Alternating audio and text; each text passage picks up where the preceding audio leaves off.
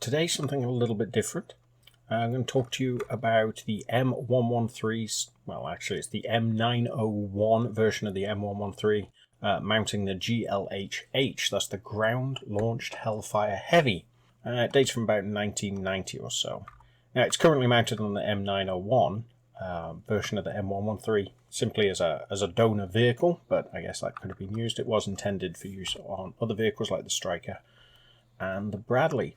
And it fires Hellfire missiles, the AGM-114 Hellfire.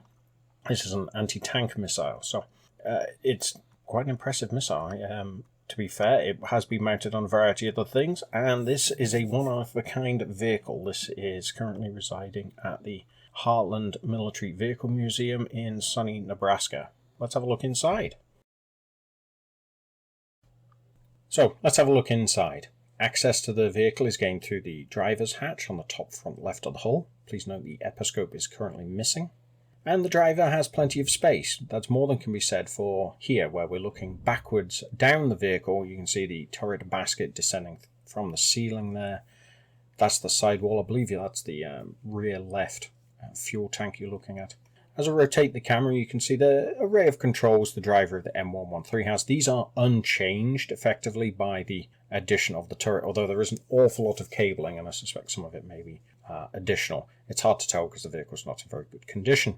There isn't really much extra for the driver to do, other than to note that because of the space this turret basket is taking up, they will not be able to get into the back. 2 seats in the turret. As you can see there, it's just too narrow. They'd have to climb over all of that and probably have to go through the turret. The basket takes up the full height inside. You've got a crew 3, driver, 2 guys in the turret, probably a 3rd one in the back to help with loading. It's difficult to know because, as I say, this was only a prototype, so it is fairly crude and untidy in there as they tested the system. Having moved from here, why don't we take a look at the turret itself?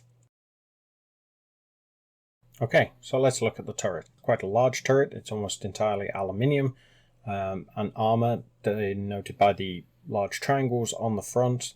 It's quite an angular affair, pair of hatches on the top. And in fact, the only sort of notable steel parts on it is around the laser designator where it rotates up and down. That mantlet area is clearly rust, so it's steel. The hatches on top, they seem to have been bodged and messed with over the course of the trials because the episcopes are in a poor position. There is one large sight feature on top, and at the front of the turret is a large box feature containing the laser designator. The sides of the turret have large welded aluminium panels onto them which can rotate, and onto those are attached the missile pods. So let's have a look at the missile pods. Okay, so quite obviously there is a pair of missile pods. These are a very rugged aluminium structure with aluminium reinforcing ribs welded all around them. They attach on the side and can be rotated up and down from within the turret. Each pod holds up to 4 Hellfire missiles and originally would have had a protective cover over the front and back. The missiles in those pods on display are just dummies.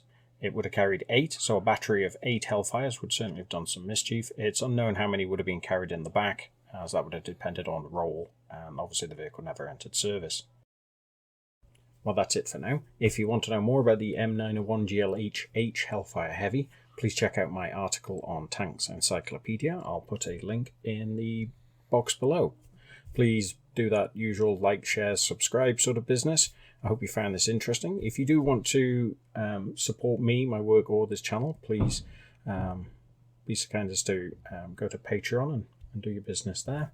And I'll have some good news, hopefully in the next video about my next book. So I will see you then. Thank you very much. Good night.